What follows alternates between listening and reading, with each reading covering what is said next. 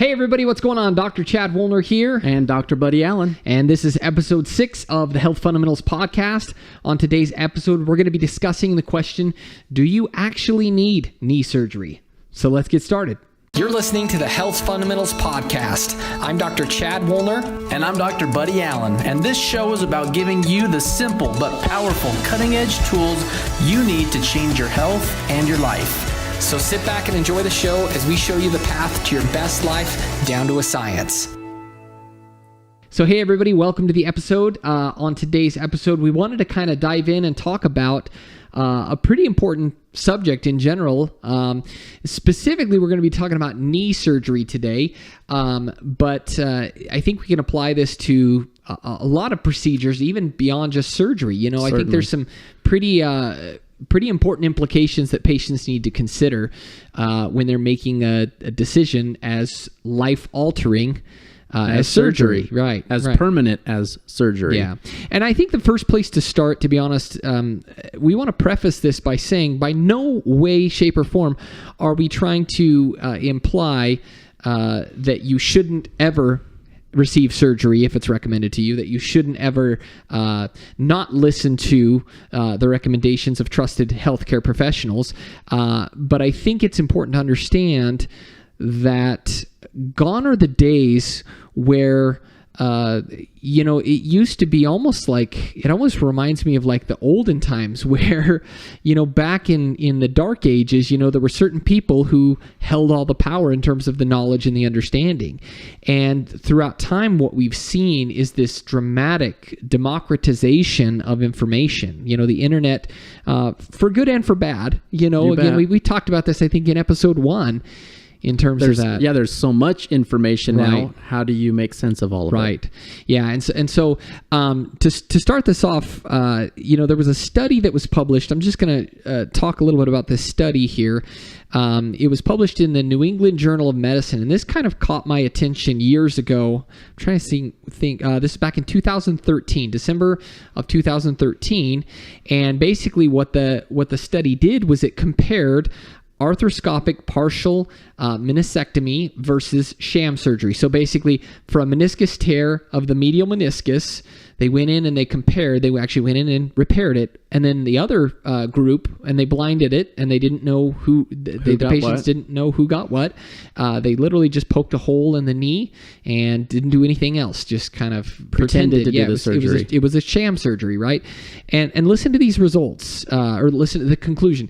In this trial involving patients without knee osteoarthritis, but with symptoms of a degenerative medial meniscus tear, the outcomes after arthroscopic partial meniscectomy were no better than those after a sham surgical procedure. Scary. Yeah, that is scary, And granted, we understand there's some pretty specific criteria here that they're talking about. And so we don't want to paint everything with one. So that means if you've got a meniscus tear, you don't ever do knee surgery. You don't ever need knee surgery. We see patients all the time. And as much as we would love to say, we can always prevent patients from getting or needing surgery, that just isn't reality. Sometimes it is the appropriate course of action, right? So what are your thoughts on this? So the thought on this really comes down to the fact we've got studies that show, and I promise you there's thousands of these surgeries done regularly. Still, to this day, they're still doing these surgeries, okay? And so the scary part of this is how many times, or maybe you yourself were told by a doctor that said, hey, you need surgery, and you were like, dang it. And you go through with the surgery, and without any sort of second opinion. You don't think twice about it. You know, I would have years ago. I would have done that in a second. You know, fortunately, because of education and reading and research and just more knowledge and understanding, and really, frankly, learning a lot from patients. And things that they have had done. My eyes have been kind of more open to, again, I'm not just saying throw it out because it's garbage. Everything's garbage, because that's not true. Right. But there is always reason now to am I sure? Is that exactly what I need? Because the problem with surgery is, while in some cases it can be very incredibly helpful, It can also not be. It Right. can also be very, basically it's something you're living with the rest of your life, bet. and there's no going back. Yeah, no, there's no second chances with that. Your life will completely be changed from that point on. We've seen many patients. You bet. And this is especially the case that you really need to, I think, be especially conscientious, I guess, and judicious, I guess, are the best words I could come up with. Thoughtful if back surgery is in question. You bet. Back surgery, in general, most of the back surgeries out there have notoriously poor outcomes. You look at so many of the studies. I mean, that's precisely why there is such an actual diagnosis called failed back syndrome.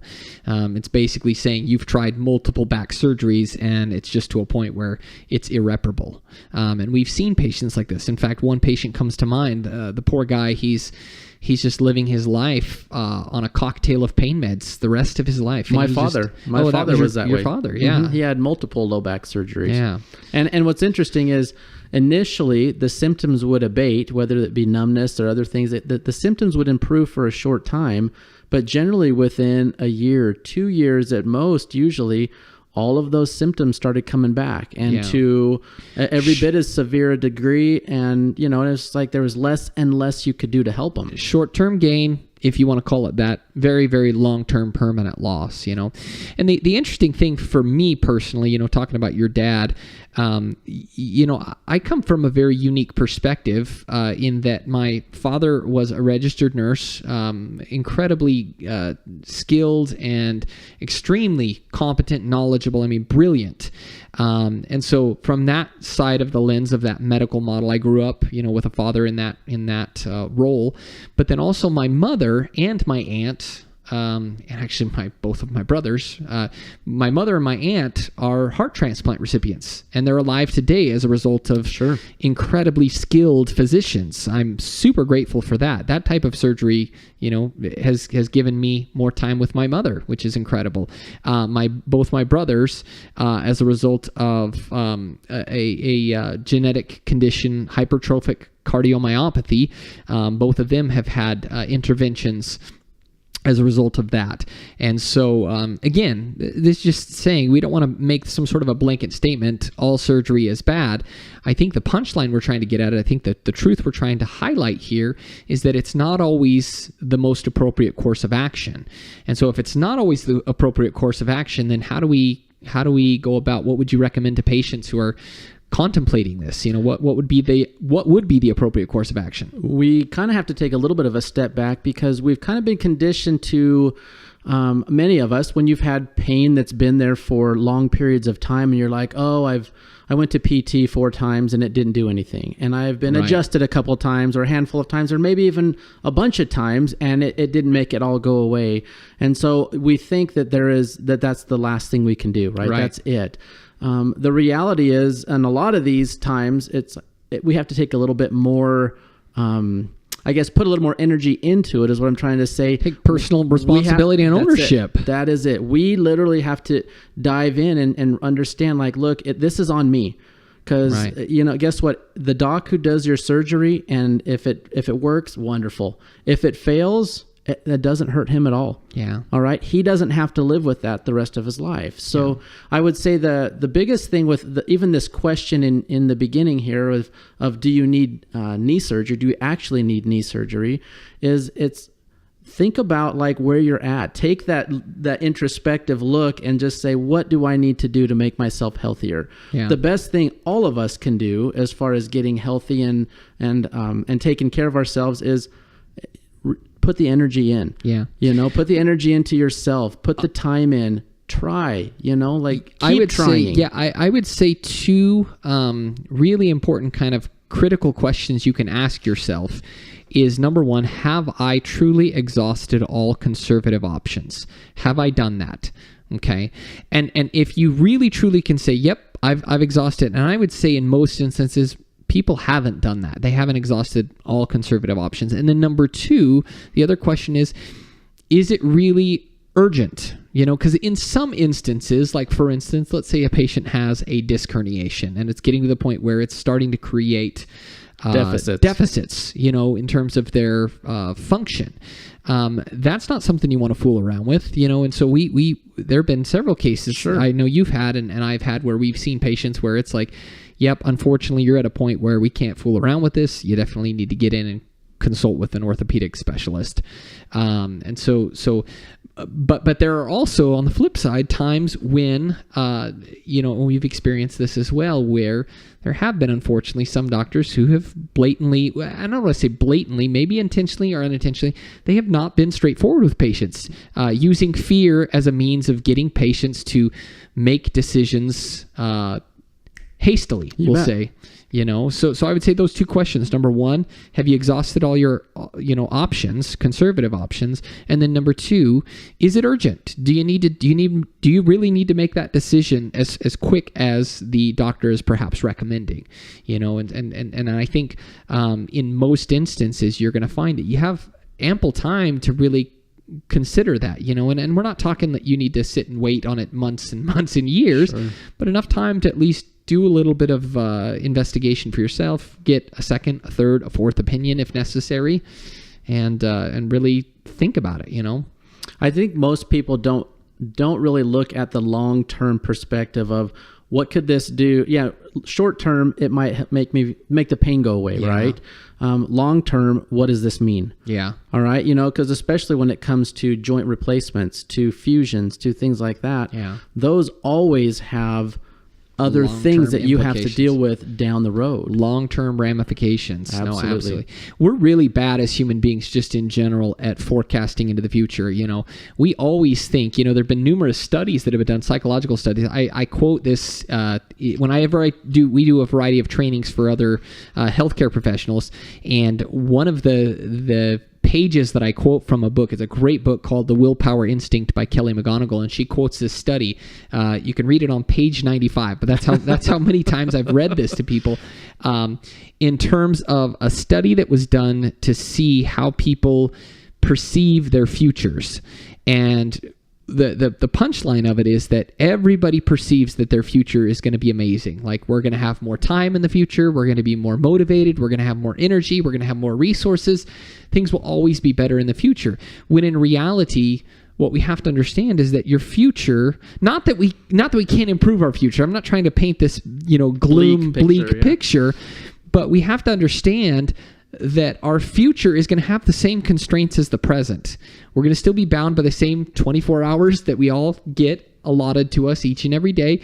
You're going to be still have the constraints of you have a certain finite level of energy and attention and motivation. So there will definitely be the same constraints in the future that are here in the present. So we sometimes will remove those and paint this beautiful, overly optimistic, blissful, perfect future when that's just not the case. And so when contemplating something like surgery, we really got to think about the future implications, like you said. Are there going to be long-term lasting ramifications as a result of that decision? And almost always there will, and so sometimes it's just a matter of really truly getting a clear picture of cost versus benefits. You bet. So anything else you want to add? Not so much. Really just be smart about this. Is your body. Yeah. Again, anyone else treating you and trying to help you, especially when it comes to more invasive things, it's like, look, they don't have to live with the body you do. Yep. Absolutely. All right. It's so take it seriously. You are what you eat, and it's like you're going to pay a lot less now than you will in the future, as far as what you put into yourself, whether it be for fitness, whether it be for what you're eating, and all these different, even what you put into your mind, the things you're reading. Absolutely. All of these things make a big difference on who we are and what we will be in the future. And hopefully those optimistic projections of our future are things that we actually make happen. You bet. Because we all want to feel like we are getting better as we get older and smarter, and just make sure we don't make those hasty decisions because we're impatient now, when more often than not, if we give our body time and do the right things, like we talk about with our 5 fundamentals of health, if we do the right thing in the right order for the right amount of time, there are very few things that we can't fix Yeah. very naturally. Yeah, great things will happen when you follow that. So, Absolutely. So hopefully this has been valuable. Hopefully this has given you some food for thought and maybe given you, opened the door to some options that you may not necessarily have felt were available to you. So thanks for listening, and we'll talk to you guys on the next episode. Thanks for listening to the Health Fundamentals Podcast. Be sure to subscribe so that you stay in the loop and in the know with all of the cutting-edge health information that we share. If you know other people that could benefit from this information, please share it with them as well. Also, be sure to give us a review. These really help us to ultimately help more people. Last but not least, if you have questions that you want answered live on the show, or if you have ideas for topics that you would like us to cover, please shoot us an email and let us know at info@thehealthfundamentals.com.